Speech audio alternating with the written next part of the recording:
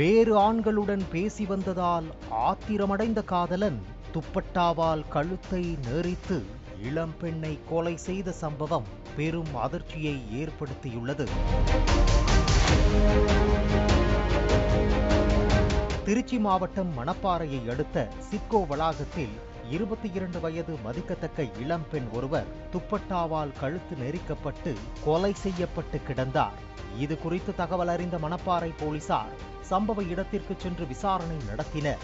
இதில் கொலை செய்யப்பட்டு கிடந்த இளம்பெண் கழனிவாசல் பட்டியைச் சேர்ந்த சுகன்யா என்றும் திருமணமாகி கணவருடன் கருத்து வேறுபாட்டால் பிரிந்து வாழ்ந்து வந்ததும் தெரிய வந்துள்ளது.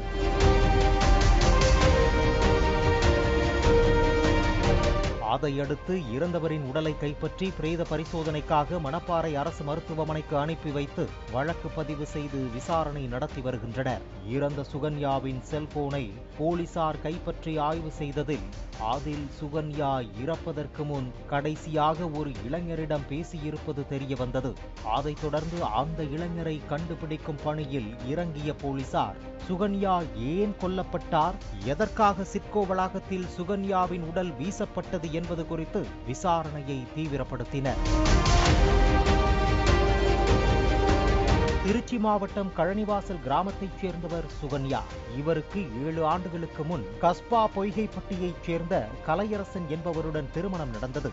ஆனால் திருமணம் நடந்த சில மாதங்களில் கணவரின் உறவினரான தினேஷ் என்பவருடன் பழக்கம் ஏற்பட்டு பின் அது திருமணம் தாண்டிய உறவாக மாறியிருக்கிறது. அதைத் தொடர்ந்து இருவரும் வீட்டை விட்டு வெளியேறியிருக்கின்றனர். பின்னர் சில நாட்கள் கழித்து சுகன்யாவின் உறவினர்கள் இவரை தேடி பிடித்து ஊருக்கு அழைத்து வந்துள்ளனர். ஆனால் கலையரசனுக்கு சுகன்யாவுடன் வாழ விருப்பம் இல்லாததால் இருவரும் விவாகரத்து செய்தனர். அதைத் தொடர்ந்து வேடச்சந்தூர் பகுதியைச் சேர்ந்த வினோத் என்பவருடன் கடந்த 2022ஆம் ஆண்டில் சுகன்யாவுக்கு 2வது திருமணம் நடந்தது.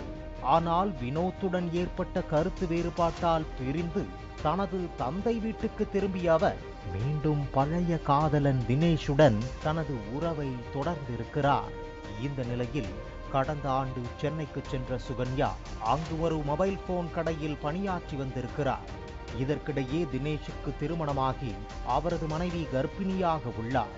ஆனாலும் சுகன்யாவுடன் தினேஷ் பழகி வந்ததை நிறுத்தவில்லை.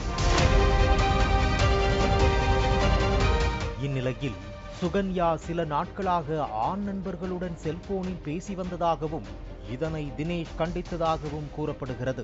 இருப்பினும் சுகன்யா அதனை கண்டுகொள்ளாமல் ஆண் நண்பர்களுடன் தொடர்ந்து பழகி வந்ததாக கூறப்படுகிறது. இதனால் ஆத்திரமடைந்த தினேஷ் சுகன்யாவை செங்கல்பட்டிற்கு நேரில் சென்று மணப்பாறைக்கு அழைத்துச் சென்றிருக்கிறார். பின்பு பைக்கில் சிப்காட் வளாகத்திற்கு சுகன்யாவை அழைத்துச் சென்று நீ வேறு ஆண்களுடன் பேசக்கூடாது என கண்டித்துள்ளார்.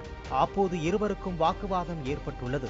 இதனால் மேலும் கோபமடைந்த தினேஷ் சுகன்யா அணிந்திருந்த துப்பட்டாவால் கழுத்தை இறுக்கி கொலை செய்திருக்கிறார்.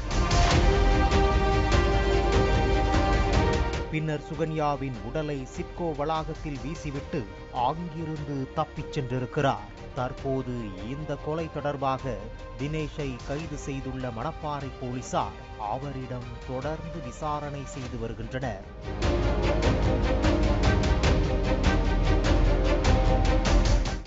பிளே ஸ்டோர் மற்றும் ஆப் ஸ்டோரில் இருந்து பாலிமர் செயலியை QR கோடு மூலம் பதிவிறக்கம் செய்யுங்கள்.